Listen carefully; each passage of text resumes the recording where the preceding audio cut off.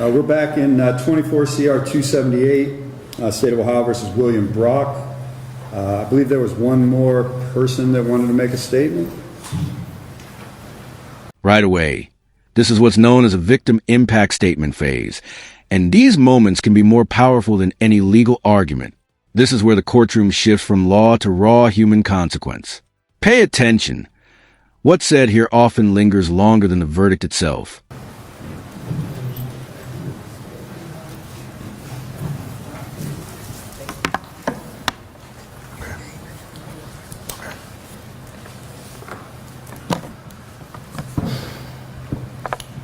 Good morning. My name is Mario Hall. I am the son of Lolita Hall. She is a daughter. Notice how he lists every role she played. This isn't just emotional, it's intentional. In court, this paints a full picture of the victim's life, reminding everyone that this case isn't just about charges. It's about a person whose absence ripples through dozens of lives. A granddaughter, a sister, an aunt, a niece, a cousin, a friend, a godmom, but most importantly, she's my mom. She was my mother first and foremost, but she was also my best friend. There's not many people who can honestly say your parents are also your best friends because of the bond you've built. She was someone I could talk to and come to about anything and everything. Because of William Brock's actions, it has been hard to put into words what her loss has meant to me. Prior to March 25th, 2024, this is where the emotional weight really builds. He's not talking about big milestones, but everyday moments. That's what makes loss feel real to a jury and a judge. Quick question for you.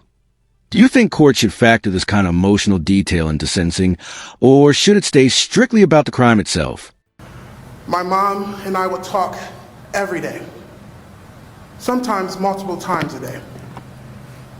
That was just the bond we had.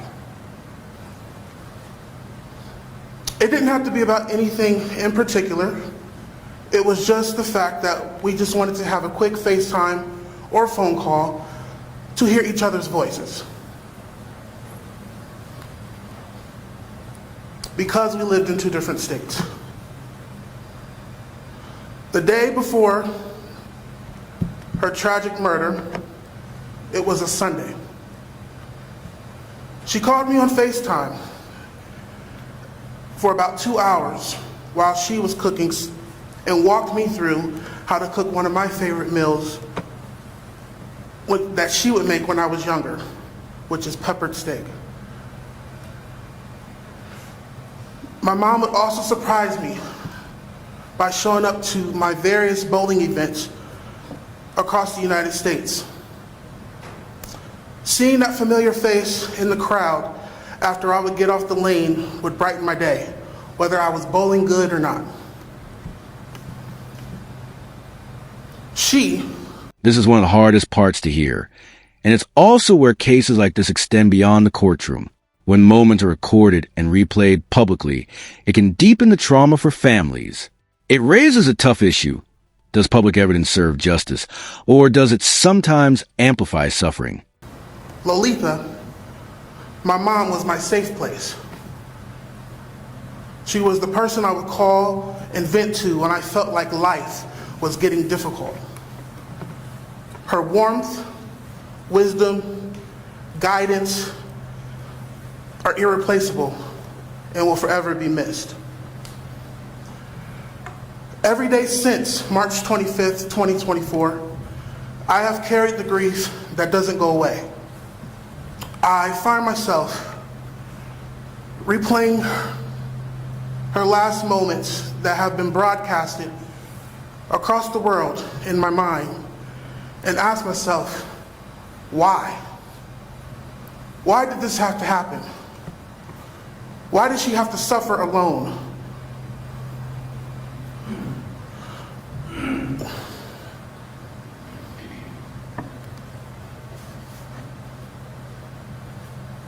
My apologies, 1 second.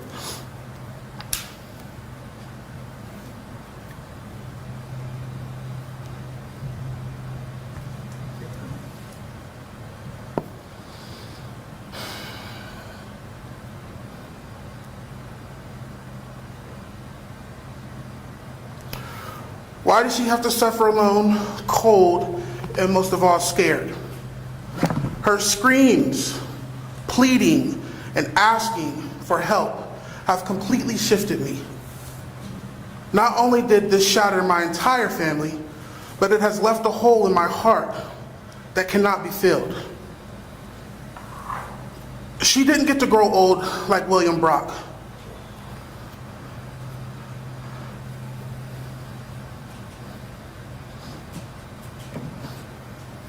Instead, she was murdered and now sits in a mantle, on my mantle in an urn.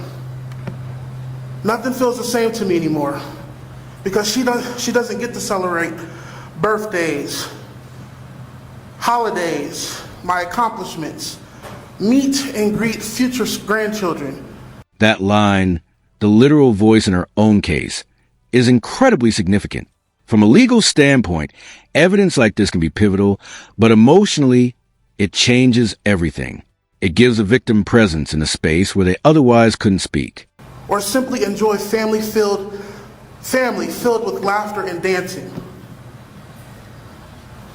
Our birthdays are 16 days apart.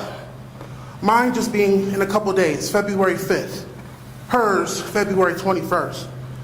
And I no longer get to playfully argue about the trips or get-togethers we've planned to celebrate with each other.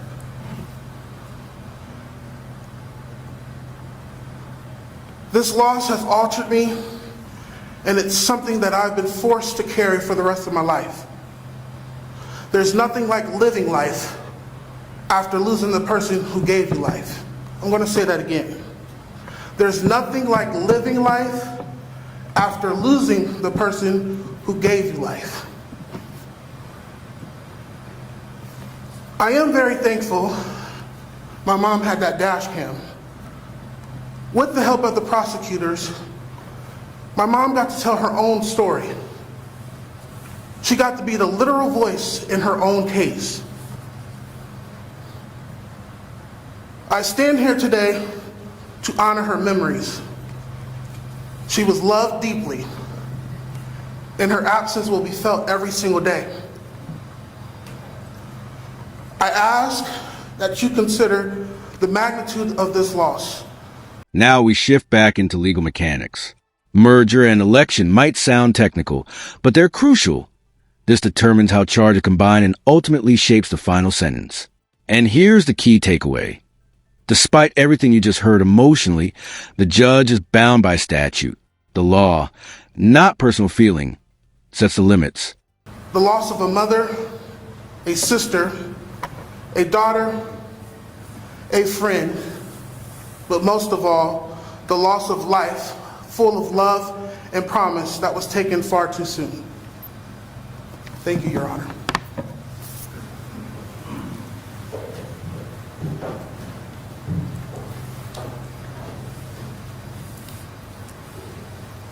Your Honor, I believe the statute sets out disposition in this case. Based on that,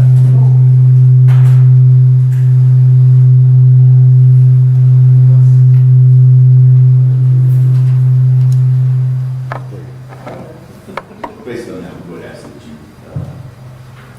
proceed with the sentence at this point. Thank you.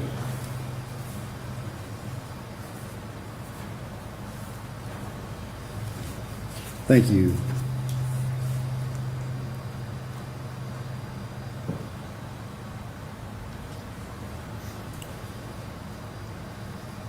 I think the court already made its findings the other day with respect to the issue of merger, and the state made its election to proceed to disposition with count 1, the murder conviction, and count 4, the kidnapping.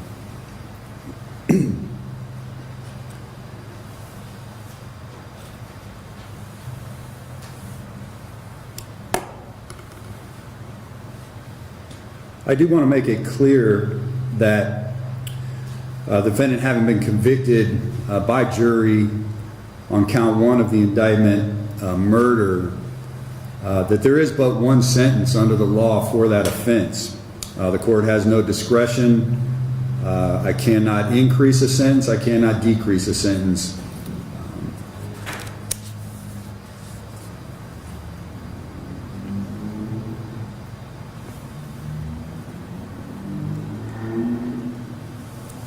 So based upon that, for the murder conviction, the court is going to order the defendant be sentenced to an indefinite prison term of 15 years to life plus 3 years for the firearm specification. For the kidnapping offense, the court is going to order the defendant be sentenced to an indefinite prison term of 3 to 4.5 years in prison plus 3 years for the firearm specification. I am going to order that the indefinite prison term for the kidnapping offense run concurrently with the indefinite prison term for the murder offense. However, under Ohio Revised Code Section 2929.14b1g, the 3-year prison term for the firearm specification attached to the kidnapping offense must run consecutively to the 3-year prison term for the firearm specification attached to the murder offense.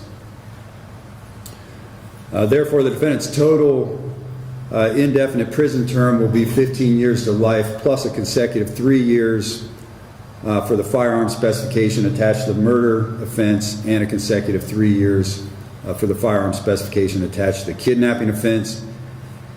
In legal terms, the defendant's aggregate indefinite prison term is therefore 15 years to life in prison plus 6 years for the 2 firearm specifications. In practical terms, the defendant's aggregate indefinite prison term is 21 years to life in prison. The defendant will receive jail time credit from January 14th to February 2nd, which is 19 days. With respect to the kidnapping offense, there is a presumption that the defendant will be released from prison upon the expiration of the lower end number, which is 3 years, but 6 years due to the firearm specification, or on the defendant's presumptive earned early release date, whichever is earlier. The prison system can rebut the presumption if at a hearing it makes specified determinations regarding the defendant's conduct while incarcerated, rehabilitation, threat to society, restrictive housing, and security classification. If the prison system makes these specified determinations and rebuts the presumption, it may continue the defendant's incarceration beyond the expiration of the lower end number or presumptive earned early release date for a length of time that it determines to be reasonable. However, under no circumstances can the defendant be incarcerated beyond the expiration of the higher end number, which is 4.5 years or 7.5 years because of the 3-year firearm specification. And again, that only pertains to the kidnapping offense.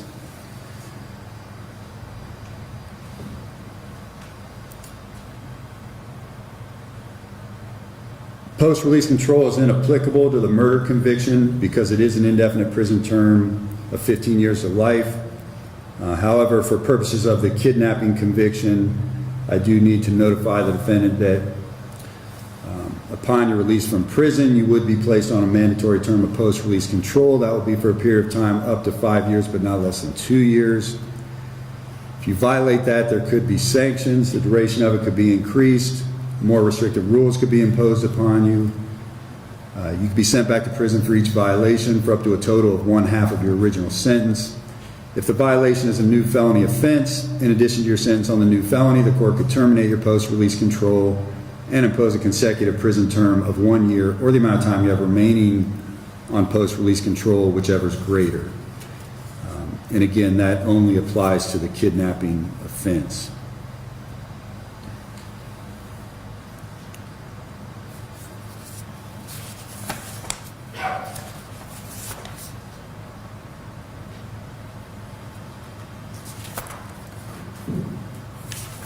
All that to say that the defendant's aggregate prison term will be 21 years to life in prison. Again, the court has no discretion to increase that or decrease it in any way. That is the statutory penalty for these offenses.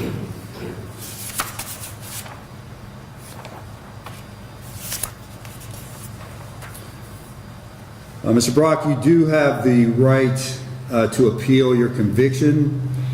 You have the right to have a notice of appeal filed timely on your behalf. You have the right to have an attorney appointed to represent you on appeal. If you cannot afford to retain an attorney, the court will appoint one to you at no cost. If you don't have the means to secure the documents necessary to perfect your appeal, the court will provide those documents to you at no cost. Was there anything else from the state? No, Your Honor. Thank you. From the defense? The issue came up on Friday that we believe this may be a case where appellate bond is warranted for many reasons. Main one, usually in a case like this, it wouldn't be appropriate given the magnitude of the charge. But given where he is in life, his health conditions, we would ask the court to continue to develop his bond as we're supposed to through this case. We have 3 witnesses in that regard, if the court would be interested in hearing some other facts about him, his character outside of things we heard at the trial.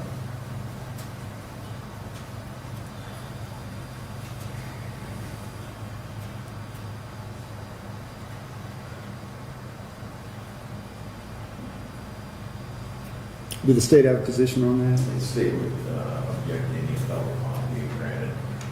The defendant's been convicted of murder. Your Honor, justice delayed, sometimes justice denied. In this case, the family's waited almost 2 years to get to this point, and allowing the defendant to remain free on bond would re-victimize that family after they've seen this through. So the state would strongly object to it.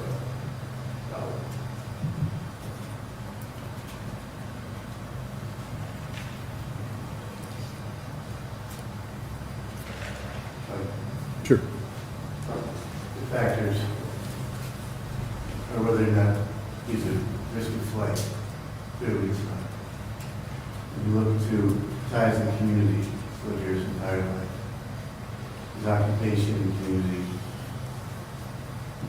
his involvement with church activities and other organizations in the community.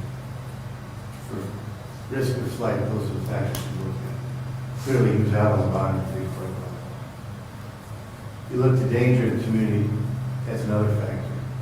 In a normal circumstance, someone who's convicted of murder would be a danger to the community, obviously.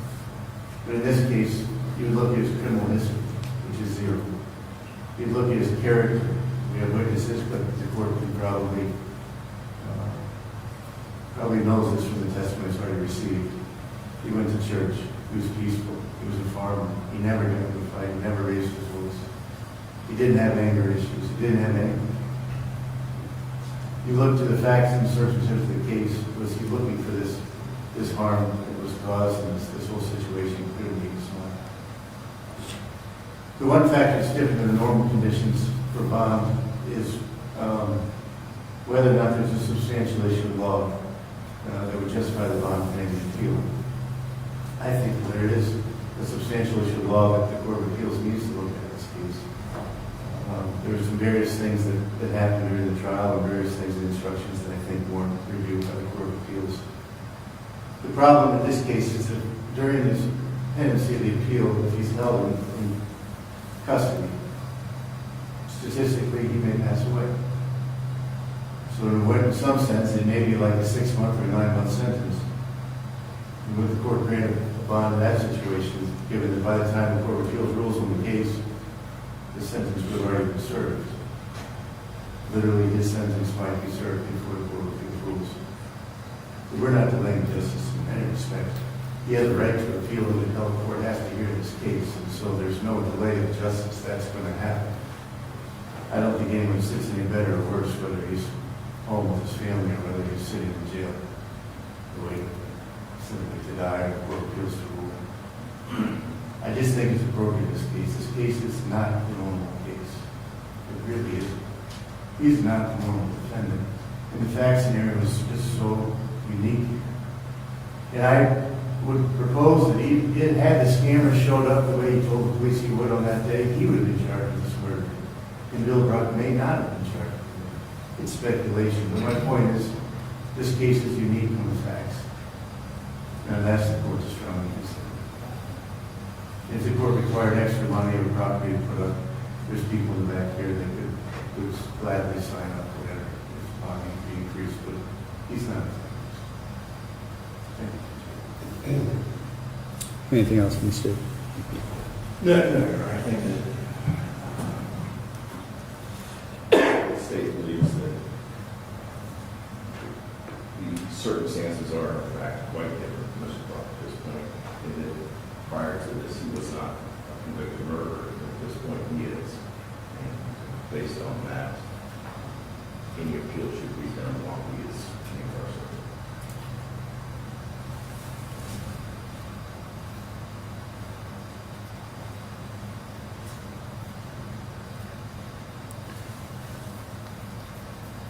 This case will be reviewed by a higher court, the Second District Court of Appeals.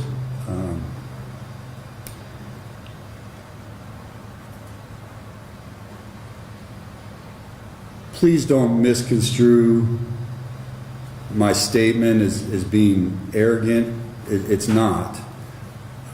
I'm just very confident in the decisions I made in this case. Because of that, I'm going to overrule the motion for the appeals bond. But with that being said, I know counsel understands this, but for the benefit of the community, the court having overruled that motion, the defense, upon appeal, can request an appeals bond from the Court of Appeals. And if they believe that there's an issue, an appellate issue in this case, that warrants an appeals bond, they certainly can do that. So I'm going to overrule the motion. But again, it's still potentially a viable motion with the Court of Appeals. So I'm going to defer to them on that issue. Is there anything else? I'm just wondering if we may be clear to the record, and you may not want to opine on this. Was it your opinion that he's not a flight risk, and he's not a harm to society, but nonetheless you believe the likelihood of successful appeal is the factor that you're landing on? Yeah, that's. I really don't believe he would be a flight risk. I don't believe he would be a danger to the community. But it's my confidence in the record of this case that the conviction will be upheld. Certainly been wrong about that before. But that's the factor I'm relying on most of all. And so again, if the Court of Appeals sees it differently, if they think there's a viable appellate issue, then they can issue an appeals bond. Okay.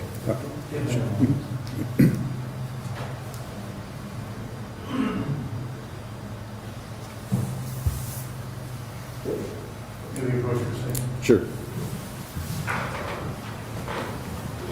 Did you want a record?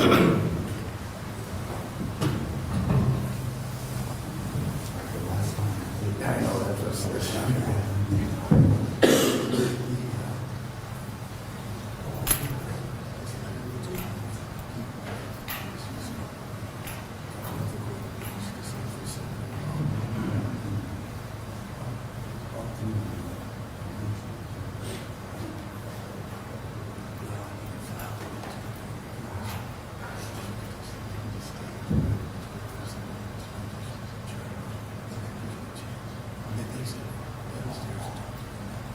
Thank you, Judge.